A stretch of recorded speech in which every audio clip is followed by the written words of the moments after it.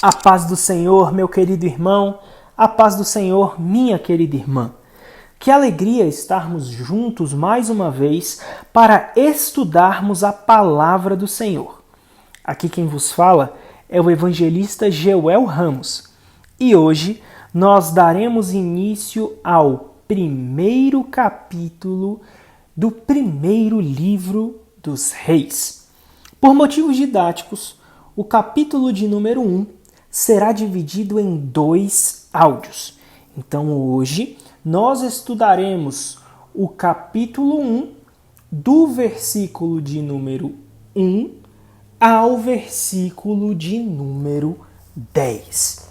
Então, queridos, sem mais delongas, abra a sua Bíblia em 1 Reis, capítulo de número 1. A palavra do Senhor diz que quando o rei Davi já estava bem velho, envolviam-no com roupas, mas ele não se aquecia. Então os seus servos lhe disseram que se procure para o rei, nosso senhor, uma jovem donzela que esteja diante do rei e tenha cuidado dele e durma nos seus braços, para que o rei, nosso senhor, se aqueça. Então procuraram em todo o território de Israel uma jovem formosa. Acharam Abisag, sunamita, e a levaram ao rei. A jovem era muito bonita, cuidava do rei e o servia. Mas o rei não teve relações com ela. Querido, pare comigo, por gentileza, no versículo de número 4. O primeiro capítulo de 1 Reis, ele traz aqui um relato sobre a velhice de Davi. Nós observamos aqui que aquele guerreiro imponente que era Davi, agora já se encontra muito possivelmente no seu leito de morte e se encontra de uma forma tão vulnerável que, mesmo envolto com roupas, ele não se aquecia. Ele não se aquecia. Então, Israel estava prestes a entrar em um momento de crise, pois, naquela situação, o rei encontrava-se em seu leito de morte. E naquele momento de crise, várias pessoas que cercavam Davi reagem de maneiras totalmente distintas. Mas antes de nós falarmos dessas pessoas que trataram essa situação de maneiras muito distintas, nós precisamos falar um pouco sobre Abisag, a sunamita, que foi ali uma companheira e enfermeira de Davi. Provavelmente era, sim, considerada uma concubina, de modo que não havia nada de imoral em seu relacionamento. Só que, como a palavra de Deus diz, o rei não teve relações com ela. Então, esta jovem donzela, ela se põe ali a serviço do rei e a figura principal do áudio de hoje, que é justamente Adonias, utiliza-se deste momento de fragilidade do rei para dar literalmente um golpe de Estado. Como assim um golpe de Estado? Meu querido, entenda uma coisa.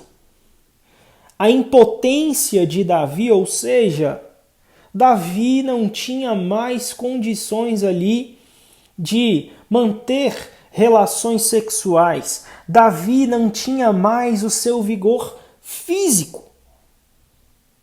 E sem dúvida, esse era todo o incentivo que Adonias precisava para fomentar uma rebelião. Ora, O rei não tem mais o vigor que outrora tinha. Ora, o rei não tem mais a força que outrora tinha. Nessa situação, é necessário que se levante um novo monarca para cuidar do povo. Só que, como eu disse, diante dessa crise que estava prestes a começar em Israel, pessoas diferentes reagiram de maneiras muito distintas. E sabe, meu irmão, diante de crises, podem aparecer duas figuras muito importantes. A primeira figura é o verdadeiro líder, que em uma situação de crise pergunta a si mesmo: o que será que eu posso fazer para ajudar o povo da melhor maneira possível? Mas diante das crises também aparecem os oportunistas, que na verdade utilizam-se de outra indagação, como a seguinte: o que eu posso fazer com essa situação para me promover e conseguir o que eu desejo? Então, quando nós chegamos no versículo de número 5, e eu convido você a pegar a sua Bíblia, nós vemos aqui ingressar na história Adonias, filho de Agite, que será conhecido aqui na nossa narrativa como o oportunista.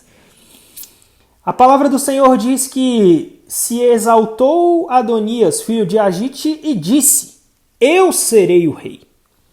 Providenciou carros de guerra, cavaleiros e 50 homens que corressem na sua frente.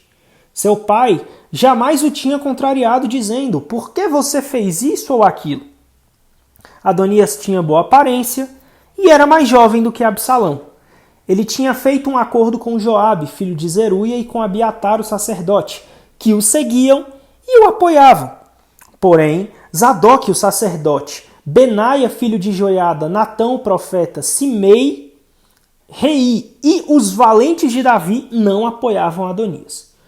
Certo dia, Adonias sacrificou ovelhas, bois e bezerros gordos junto à pedra de Zoelete, que está perto de En-Rogel. Convidou todos os seus irmãos, os filhos do rei e todos os homens de Judá que estavam a serviço do rei.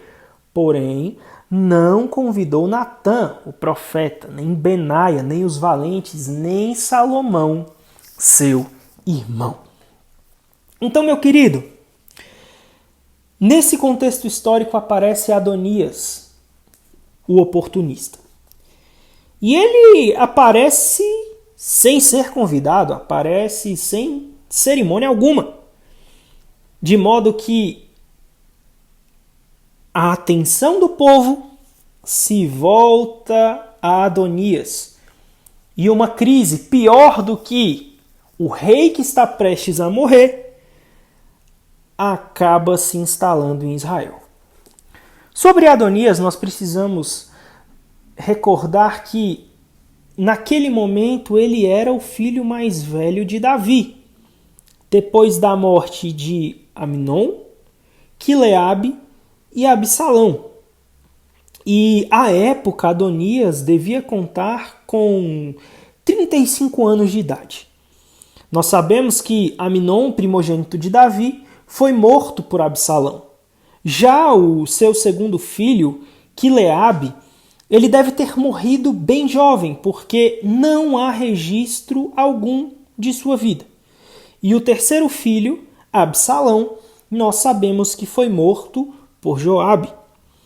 E como filho mais velho de Davi, Adonias sentia em seu coração que o trono lhe pertencia por direito. Ora, Davi já era homem velho e enfermo e não tardaria a falecer. E sim, Israel precisava de um rei. Então, como Absalão, que nós estudamos anteriormente, Adonias tem a brilhante ideia de, quando Davi, que não estava em seu melhor momento e se encontrava acamado, dar justamente um golpe de Estado. Só que a grande questão, meu querido, é que Adonias ele subestimou e muito a resistência e a sabedoria do velho Davi. E no final das contas, como nós veremos ainda neste áudio, o orgulho de Adonias custou-lhe a vida. Só que a gente percebe que Adonias ele não estava só. Nós observamos ali dos versículos 5 ao 7 que lemos que, seguindo o exemplo de Absalão, Adonias ele começou a promover-se e buscando ali um apoio popular. Adonias ele era um homem bem apessoado e ele tinha sido mimado pelo pai. Porque o relato bíblico diz exatamente isso. Davi nunca tinha contrariado Adonias dizendo: por que você fez isso ou fez aquilo? Então Adonias ele começa a promover-se e buscar apoio popular e, sem pensar duas vezes, o povo juntou-se à sua cruzada ou ao seu golpe de Estado. Adonias ele consegue o apoio tanto do exército quanto do sacerdócio ao colocar ao seu lado Joabe como general e Abiatar como sumo sacerdote. Esses homens eles haviam servido Davi durante anos e ficado ao seu lado em provas dificílimas que Davi havia passado, mas acabaram traindo o rei. Adonias sabia que o Senhor havia escolhido Salomão para ser o próximo rei. E, sem dúvida, Abiatar e Joabe também estavam cientes desse fato.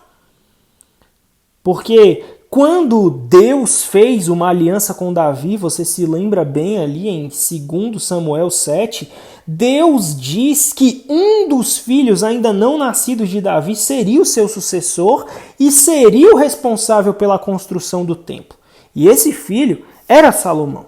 Então, Adonias, Abiatar e Joabe estavam se rebelando contra a vontade de Deus, esquecendo de que o conselho do Senhor ele dura para sempre, como diz ali o salmista no Salmo de número 33, versículo de número 11. Só que, meu querido, Adonias ele não parou por aí. Imitando mais uma vez o seu irmão Absalão, Adonias ele oferece um grande banquete e convida todos os irmãos, exceto Salomão. Só que ele não ignora só Salomão.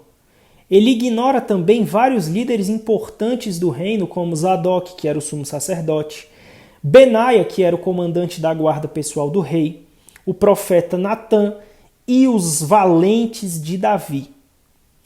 Esse banquete ele não foi um banquete qualquer, ele foi um banquete de coroação. E os convidados proclamaram Adonias como rei de todo Israel. É possível, sim, que algum dos presentes pensassem que o rei Davi, então enfermo, tivesse imposto as mãos sobre Adonias declarando o rei. Afinal, os irmãos de Adonias estavam no banquete indicando que eles não tinham intenção nenhuma de reivindicar o trono.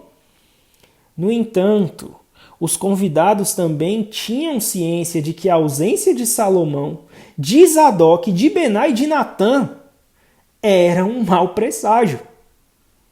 Será que alguém perguntou quando e onde Natã havia ungido Adonias? Se a unção havia ocorrido? Será que alguém se perguntou por que aquele acontecimento estava sendo tão secreto? Os servos fiéis de Deus e de Davi haviam sido deixados de fora, e esse era um sinal evidente de que Adonias havia nomeado a si mesmo como rei, sem qualquer autoridade de Davi ou do Senhor. E sabe, meu querido, em várias ocasiões da história na Bíblia, tem-se a impressão de que a verdade ela anda tropeçando pelas praças e a retidão não pode entrar. Mas entenda uma coisa, Deus sempre cumpre os seus propósitos. Como diz o salmista no Salmo de número 9, versículo 16, o ímpio ele é enlaçado pelas obras de suas próprias mãos. O grande banquete que Adonias deu foi o sinal que os servos leais a Davi precisavam para declarar Salomão como o próximo rei. E é isso que nós veremos no próximo áudio, quando um destes servos leais a Davi, ou seja, o profeta Natã, entra em cena e coloca ali toda a sua inteligência e temor a Deus para funcionar. E aí a gente continua amanhã no nosso próximo áudio, o capítulo de número 1, agora do versículo 11 ao versículo de número 53. Que Deus te abençoe, meu irmão, a paz do Senhor e até amanhã.